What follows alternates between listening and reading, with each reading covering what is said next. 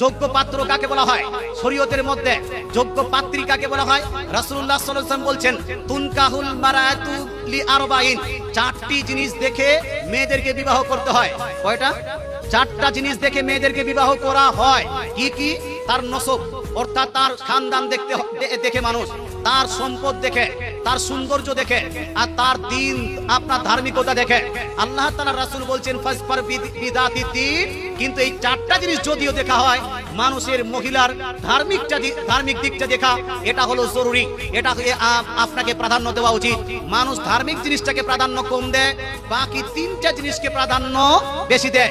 ইসলাম বলছে যোগ্য পাত্রী হলো সে যেই পাত্রীটা ধার্মিক, যেই পাত্রী হলো নামাজি, যেই পাত্রী পর্দা করে, যেই পাত্রী নিজেকে মেনটেন করে রেখেছে ইসলামিক মতে, যেই পাত্রী বড়দের শ্রদ্ধা করতে জানে, যেই পাত্রী কোরআন তেলাওয়াত করতে জানে, যেই পাত্রী নামাজ পড়তে জানে, এ হলো যোগ্য পাত্রী, অর্থাৎ ধার্মিক যে পাত্রী হবে এটাকেই বিয়ে করে নাও।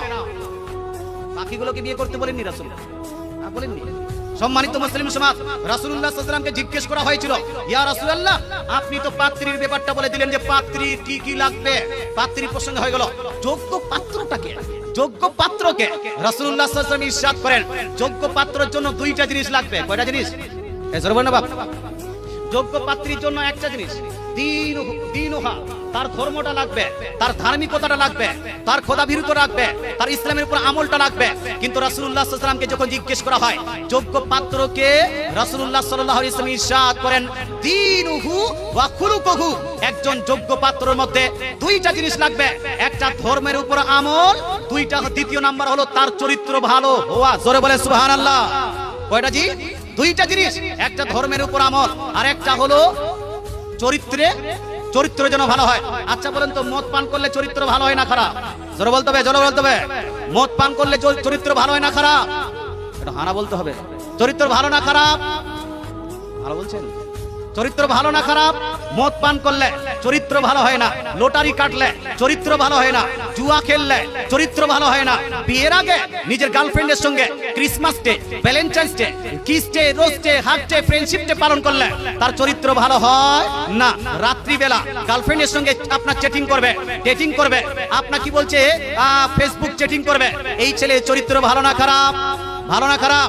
যারা বিয়ের আগে সুদ খায় এর চরিত্র খারাপ, যারা বিয়ের আগে নামাজ পড়ে না তার চরিত্র খারাপ, যারা বিয়ের আগে ওই দাড়ি কেটে মাস্তানি করে বেড়ায় এরা হলো চরিত্র খারাপ। রাসূলুল্লাহ বলছেন বিয়ের যদি যোগ্য পাত্র দেখতে হয় তাহলে সর্বপ্রথম তার চরিত্র দেখো। জোরে বলে সুবহানাল্লাহ। কি দেখতে হবে? চরিত্র দেখতে হবে। দুই নাম্বার দীনুহু মানে কি? ধর্মের উপর আমল করে কি করে না, তার মধ্যে ইসলামিক জ্ঞান আছে কি নাই, বিবাহ সংক্রান্ত জ্ঞান আছে কি নাই, ইসলামিক সংক্রান্ত জ্ঞান আছে কি নাই, সে নামাজি হয় কি হয় না, তার কাছে দাড়ি আছে কি নাই, সে মাদ্রাসায় পড়াশোনা করেছে কি করেনি, কোরআন শরীফ পড়তে জানে কি জানে না, ইসলামের উপর আমল করে কি করে না, এই জিনিসটা দেখতে হবে।